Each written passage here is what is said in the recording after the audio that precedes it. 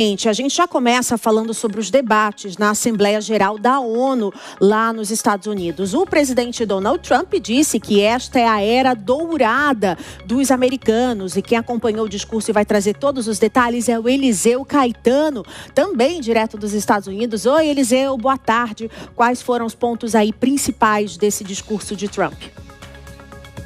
Oi, Márcia, muito boa tarde para você, para o Bruno e para todos que nos acompanham em tempo real. A gente vem chegando ao vivo direto dos Estados Unidos. Estava aqui checando no meu celular porque a nossa equipe não para, viu? Estamos em contato com diplomatas, embaixadores, autoridades, tanto do governo do Brasil quanto do governo dos Estados Unidos, do Departamento de Estado, buscando todos os detalhes e aquelas informações de bastidor que a gente vai trazer com exclusividade nesta edição do Tempo Real. Vamos começar pelo início, né? A Assembleia Geral da ONU começou na manhã de hoje, eram por volta ali das 9 horas da manhã pelo horário local aqui da costa leste dos Estados Unidos, portanto 10 horas da manhã pelo horário de Brasília, quando o sino tocou lá. Só que minutos antes, para desespero de quem estava atendendo a edição de número 80 da Assembleia Geral da ONU, o Departamento de Polícia de Nova York e o Serviço Secreto juntos confirmaram que fizeram uma ação e conseguiram prender uma quadrilha que iria fazer ataques virtuais, ataques por telefone.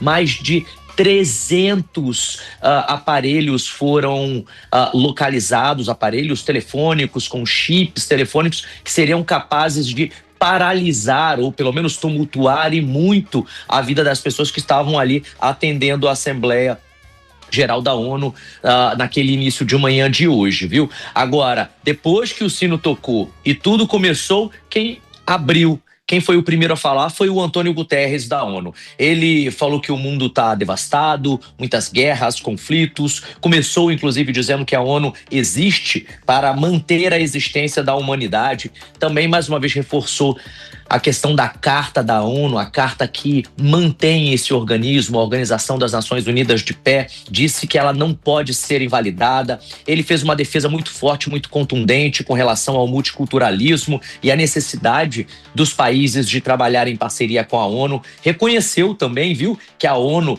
precisa ser mais ágil, mas também disse que ela continua sendo um sistema que une e não isola. Um recado, né, claro, direto para o atual governo dos Estados Unidos.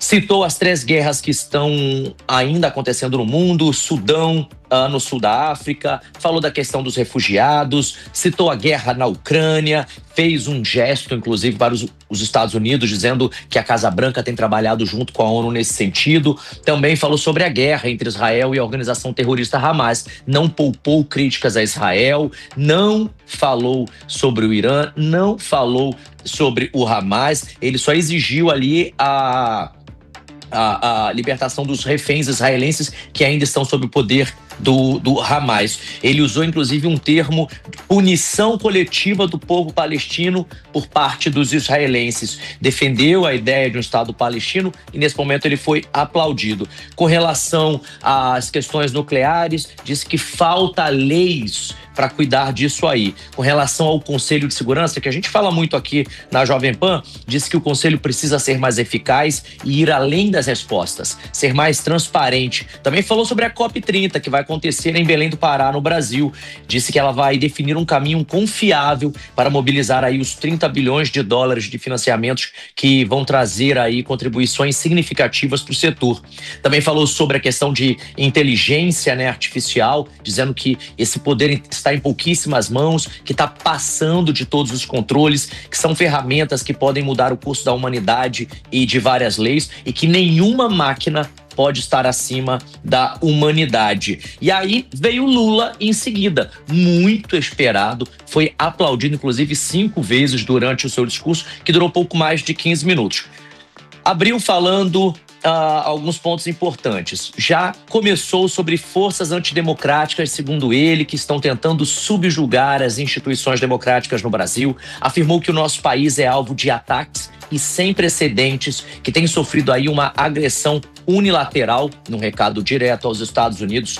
Também citou o que ele chamou de falsos patriotas, disse que não há pacificação com impunidade, e aí ele citou indiretamente Bolsonaro. Ele não falou o nome do ex-presidente do Brasil, mas citou o caso onde ele foi julgado por tentativa de golpe, disse inclusive que ele foi julgado com tudo aquilo que a lei disse que ele precisava ser. E com isso o Brasil deu um recado aos autocratas, e aí ele foi aplaudido também. Fez um discurso muito firme contra a fome e a pobreza, a questão do alívio fiscal dos países mais pobres, falou sobre a questão da proteção da democracia do mundo, mencionou aí Venezuela, Estados Unidos e Cuba, e aí foi aplaudido de novo, falou que existe sim um caminho para uma solução realista da guerra lá no leste europeu, envolvendo Rússia e Ucrânia. Com relação à Palestina, um dos pontos altos, condenou os ataques perpetrados pelo Hamas e chamou de genocídio em Gaza o que está acontecendo por parte dos israelenses. Mais uma vez ali ele foi aplaudido.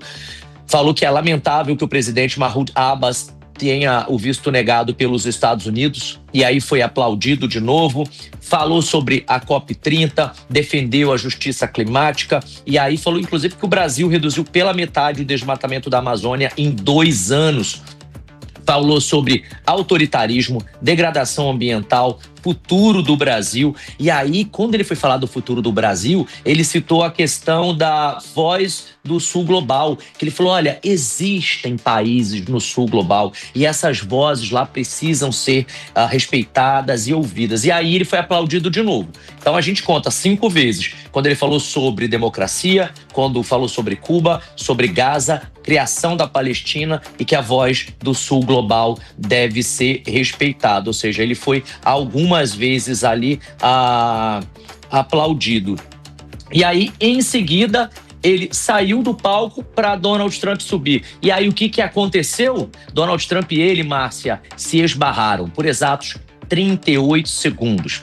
Ninguém sabe ao certo, porque o Departamento de Estado diz uma coisa, os brasileiros, a diplomacia brasileira diz outra. Os brasileiros estão dizendo o seguinte, Trump chamou Lula, falou, quero conversar com você, vamos marcar um encontro na semana que vem. Já o State Department disse que foi um encontro que ambos falaram e levantaram a possibilidade desse encontro. Mas aí aconteceu o surpreendente. Lula saiu de cena, Trump subiu no palco e fez um discurso que ninguém imaginava. Eu não sei se a minha diretora me ouve, se eu tenho tempo de falar isso agora, senão eu volto daqui a pouco só pra gente falar do discurso do Trump, e eu tenho algumas falas separadas em vídeo que vocês vão entender o que eu tô falando. Não, Eliseu, ficar o jornal só pra você hoje, dando a fala de todo mundo no começo. Aí tá difícil realmente. Coisa. Eu sei que tem muita coisa, mas vamos dividir com os coleguinhas, porque tem Fabrício ainda pra falar, tem os comentaristas. Se você der todas as informações, não vai dar. Mas você volta já já, tá bom, amigo? Um beijo pra você.